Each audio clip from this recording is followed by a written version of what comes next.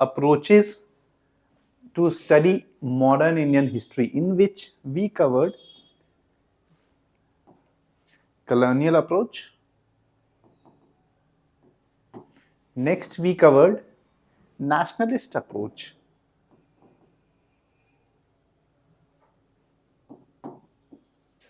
In which, if I'll talk in brief, colonial approach said that India being a colony by Britishers is totally justified, citing two theories. One was white man's burden. Second was Anglicist versus Orientalist theory.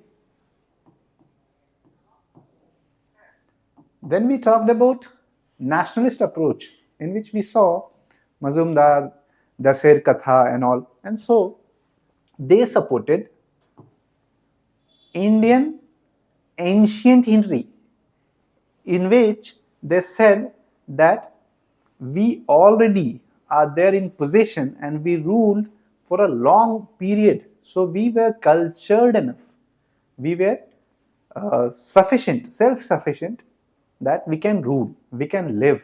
It's not like we don't know how to live. So nationalist approach we have studied. Today we are going to study Marxist approach.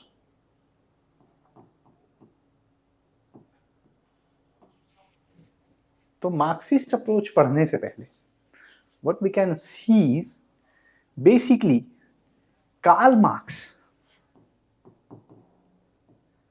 और उनके student थे Friedrich angels.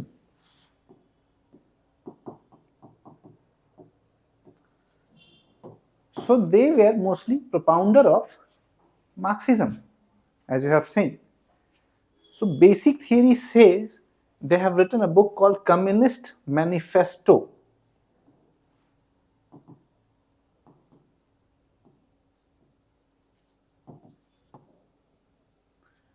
In which they have explained the meaning of communism and its consequences, repercussions, and various facets of the same.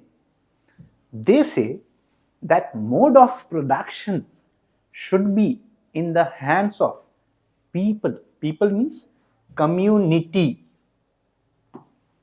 Obviously not the government and not some specific private players like some sort of oligarchy. So communist says that you should not see modern Indian history, or for that matter colonization of India, as British versus Indians. It's not like that. It's not totally black and white, that white is India, black is the era of darkness is considered by Britishers. ऐसा नहीं है. They say it's a fight between bourgeois class versus proletariat class.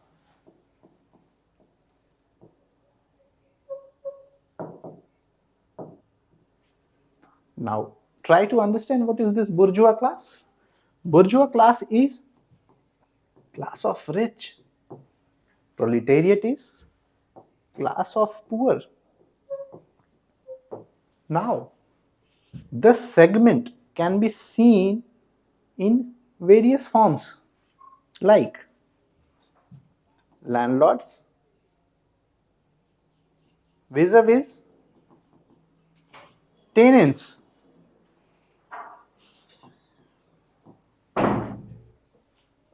zamindars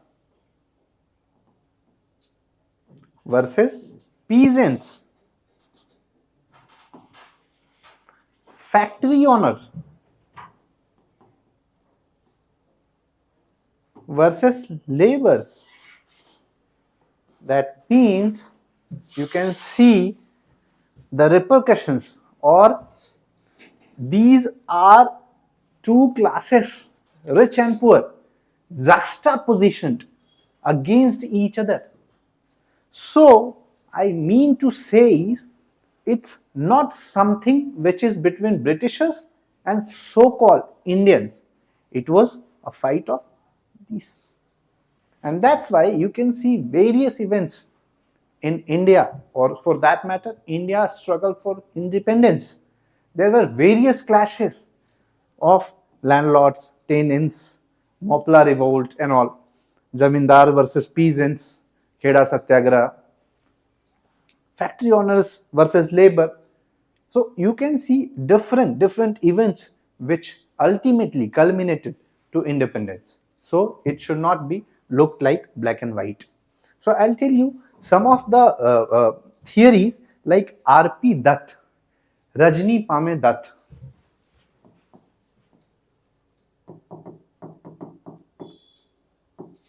She was Britain based and she wrote in 1940s India Today. So she can be classified as one of the most important or protagonist, propounders of this theory of Marxist. One more name which I should tell you is A.R. Desai. A.R. Desai says, he wrote a general, that is social background of modern Indian history. That means why are you thinking that it's just political or economical? Why you are ignoring the social facets of Indian struggle for independence? If you look into social facets, you will see that there is a fight of this. So आप समझ गए होंगे कि Marxist approach किस तरीके से approach करता है इंडिपेंडेंस को. So moving on to the next.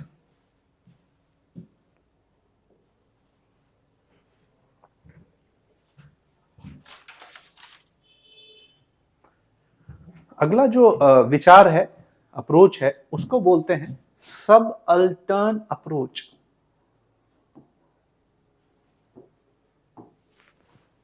Basically, when you Google it, the word subaltern means lower class. इनका कहना है कि अगर मैं एक लाइन में बात करूं कि what is this approach to study Indian modern history, is something which is totally fighting against oppression. So lower class, being it peasants, being farmers, being tenants, being factory workers. So basically it was just oppression of lower class.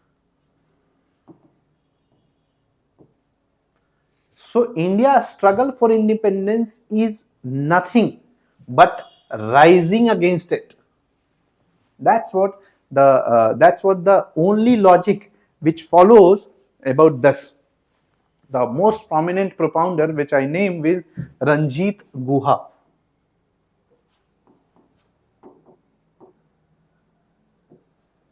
So he was expert of subaltern studies. While studying this, he saw not only about India, wherever there is colony, hardly matter, French colonies, Japanese colonies, British colonies, whomsoever has made colony, that's nothing but maximizing profit through oppressing lower class. कहने का मतलब ये है कि ये और कोई लड़ाई नहीं है, कोई जातिवाद नहीं है, कोई ऐसी कोई बात नहीं है जिसमें हम एक होके उठ रहे हैं. बस जो लोग दब रहे हैं बस वही उठेंगे और वही स्ट्रगल है. अगर ऐसी बात नहीं है तो हमें ये बताओ कि कुछ पेंटिंग्स हैं, कुछ फोटोग्राफ्स हैं जिसमें जमींदार, लैंडलॉर्ड्स, फैक्ट्री ओनर्स क्यों एस्टैब्लिश कर रहे हैं? हमारे फैक्ट्री ओनर्स, हमारे इंडस्ट्रियलिस्ट की फैक्ट्री 100 सालों से क्यों है ब्रिटेन में? अगर ऐसी ही बात है कि नहीं, जो है हम एक होके लड़ रहे हैं, इट्स नॉट लाइक दैट. फिर वो फैक्ट्री क्यों सेटअप कर रहा है ब्रिटेन में जाके? हमारे जो बड़े इंडस्ट्रियलिस्ट हैं, अगर आप इनके फैक्ट्रीज ट्रेस करो, you will find factories over there. So what exactly they were doing there? So you cannot talk in black and white. So they said it is nothing but rising against oppression. Not only this, I must tell you some of the voice of people which was more frequent when we talk of subaltern studies. It is nothing but peasants,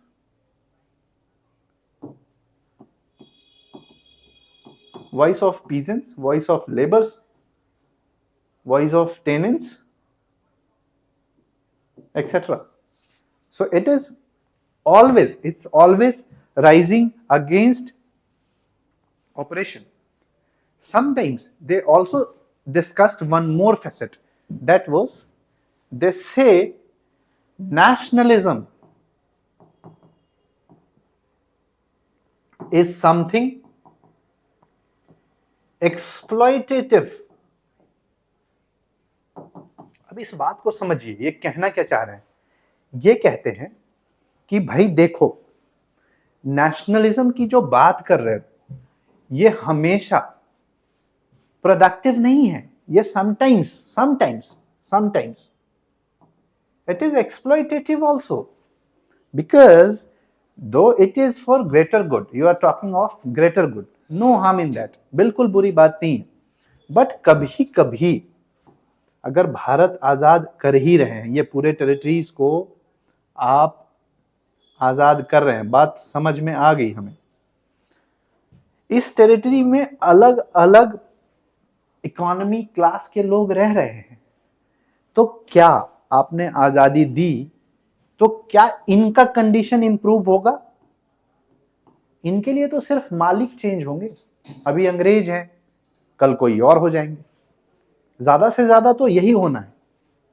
तो sometimes for their, for these facets, sometimes bread, a comfortable bread, is sometimes more important than nationalism. दो वक्त की रोटी इनके लिए ज्यादा important है आप nationalism के लिए जो आप हमें बुलाने की कोशिश कर रहे हो. So that's why they said sometimes nationalism is exploitative. So whenever you confront a question, maybe objective, maybe subjective, and when anybody is claiming that nationalism may sometimes be exploitative, please go for subaltern approach to study. It's not Marxist. So that way we should understand. So moving on to the next approach, that is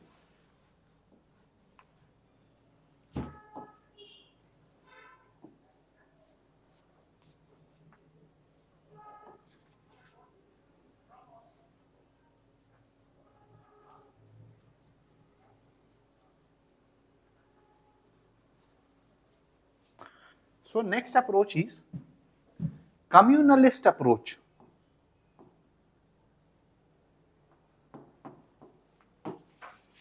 Let's talk about this approach.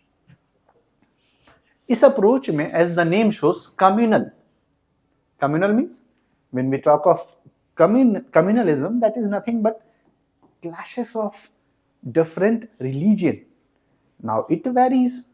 अगर आप Arabic countries में हैं तो ये दो confrontation कुछ और हो सकता है, यूरोप में हो मे बी आप क्रिश्चियन वर्सेस मुस्लिम हो सकता है. Now we talk of India, that is Hindu versus Muslims. Hindu versus Muslims कहने का मतलब ये है कि कम्युनलिस्ट अप्रोच वाले कहते हैं कि ये जो लड़ाई है, ये लड़ाई कुछ भी नहीं है, कोई ऑपरेशन वाली नहीं है, कोई नेशनलिज्म वाली नहीं है.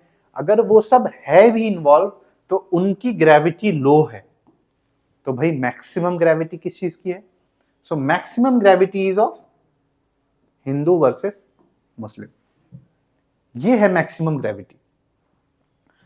अब हिंदू वाले कहते हैं कि that we talk of glorified ancient India. Ancient India भाई हमारा बहुत ग्लोरीफाइड है. मुस्लिम अप्रोच वाले कहते हैं कि क्या बात कर रहे हो एंशिएंट इंडिया की, जो हमारा मेडिएवल इंडिया है वो बहुत ग्लोरीफाइड है. So in that way we can see that they are in total confrontation against Hindu versus Muslim. And nonetheless, we have seen from 1885 or 1880s onwards, we can see rise of communalism in India, and finally the setting of Aligarh Muslim University and all, finally taking cue from the same Muhammad Ali Jinnah and all. You have seen, you will be seeing those events, but finally it culminated into India Pakistan. कहने का मतलब ये है कि अगर ये झूठ बोल रहे हैं तो फिर इंडिया पाकिस्तान क्यों बना, सवाल ये उठता है. अगर इनको हम कंप्लीटली लाई कर दें कि नहीं ये सही बात नहीं है, हम तो हमेशा साथ हैं, तो अगर ऐसी बात है तो हमें ये बता दो फिर इंडिया पाकिस्तान क्यों बन गया. अगर 1947 में आजादी मिली और 1950 में बना होता तब हम ये कहते कि there must be some sequence of events इसके बाद, बट ऐसी बात तो है नहीं. तो इसलिए कहने का ये मतलब है कि कुछ ना कुछ तो ऐसी बात है कि जैसे ही आजादी मिली और वो आजादी के पहले कत्लेआम था, राइट्स हो रहे थे, Pakistan resolution, Pakistan day observe किया गया था मोहम्मद अली जिन्ना के द्वारा. तो this approach is valid to some extent. Next,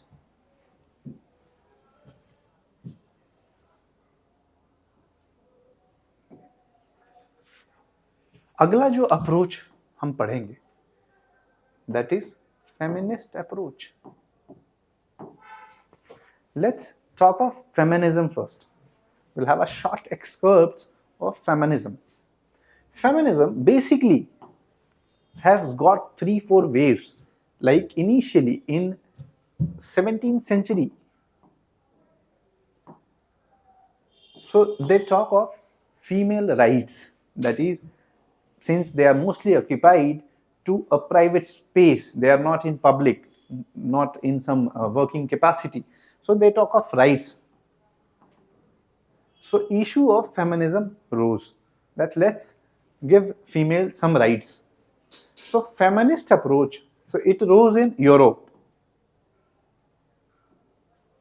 So basically talking of rights, it can be called political rights like participating in elections, contesting elections.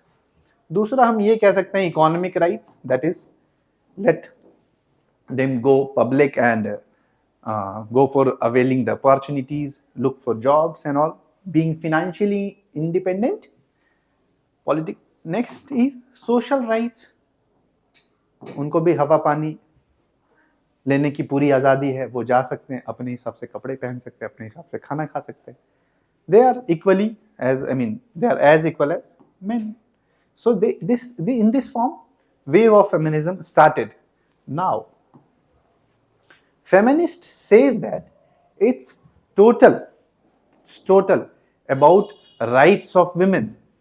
If you have empowered women,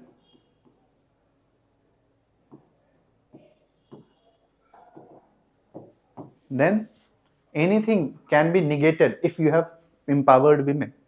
So if you ask me to compare British era or disposing of British era or anything of that sort, Mughal era, these feminist scholars like Hannah Arendt and all, they'll judge the situation only on the basis of empowerment of women.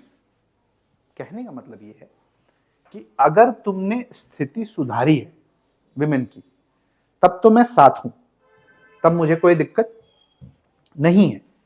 Status of women आपने सुधारी है, female participation सुधारी है, that means we progressed. So it's not like something drastic change. अगर English है तो बिल्कुल अच्छे हैं और ये चले गए तो बिल्कुल बुरी बात हो गई, या इंग्लिश है तो पूरी बुरी बात है, भाई कैसे हैं, चले गए तो अच्छी बात हो गई. मैं बस स्टेटस ऑफ विमेन पे ही चीजों को जज करूंगा. That is feminist approach of studying modern Indian history. Now, my point is, why so? Why status of women is important? They say that we can't talk in black and white. हम black and white में बात नहीं कर सकते भाई, क्योंकि अगर मैं अंग्रेजों को भी देखूं तो sati was prevalent and later it was negated.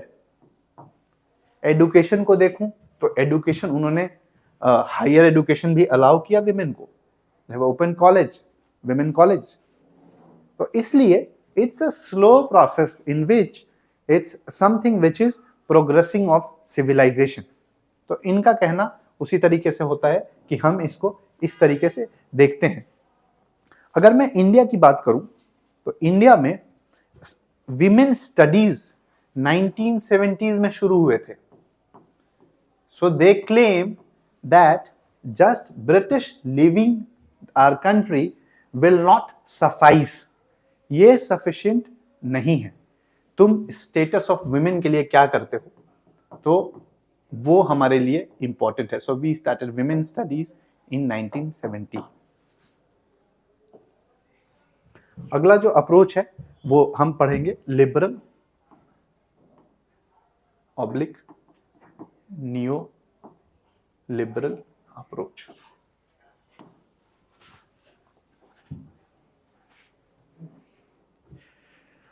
सबसे पहले तो हम ये टर्म पढ़ें, what is liberty.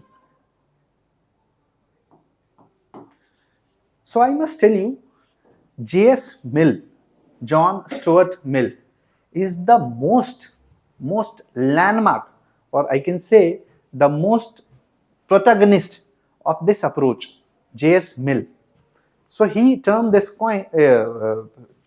word, and he says it is the negative connotation of freedom, which means if you talk of freedom, that means you empowered to make choices. आपने empowered किया है to make choices. Now, if you have given me sufficient education, now it's on me that whether I go for engineering studies, whether I go for medical studies. Liberty का जो concept है, that is mostly based on laissez-faire. So what is this laissez-faire? Laissez-faire is a term coined for capitalistic economy. Capitalistic economy में laissez faire का क्या मतलब है भाई? That means it depends on individual capacity. So they are minimal interference of government.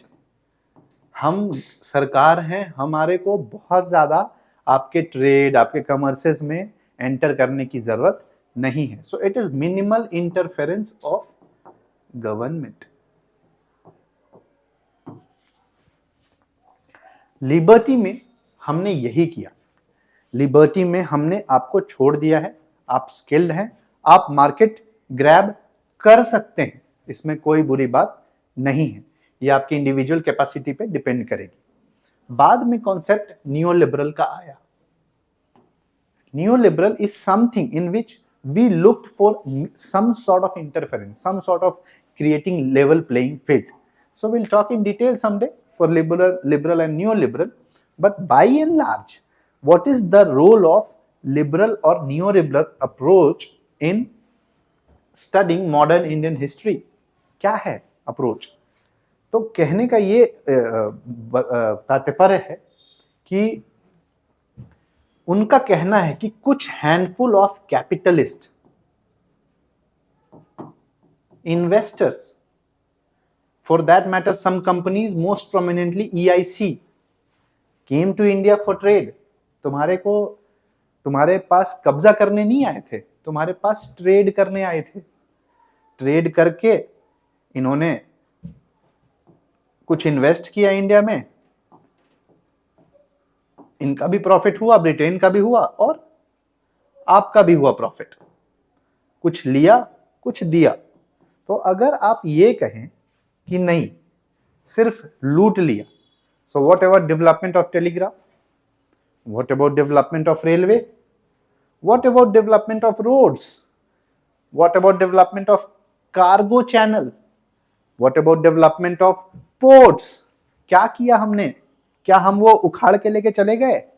या वही है. So that means it's something which is economic, something which is pure economics. इसमें दोनों का फायदा हुआ. ऐसी बात नहीं हुई कि हमारा फायदा हुआ और आपका नुकसान हुआ. फायदा आप में से भी कुछ का हुआ, हमारे भी ईस्ट इंडिया कंपनी का हुआ, कुछ और ऑफिशियल्स का हुआ.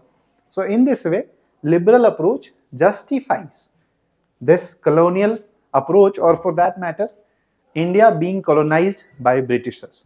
So for the we'll be studying one approach is left, couple of approaches which we'll be studying in next class. So for now, thank you so much. Jai Hind.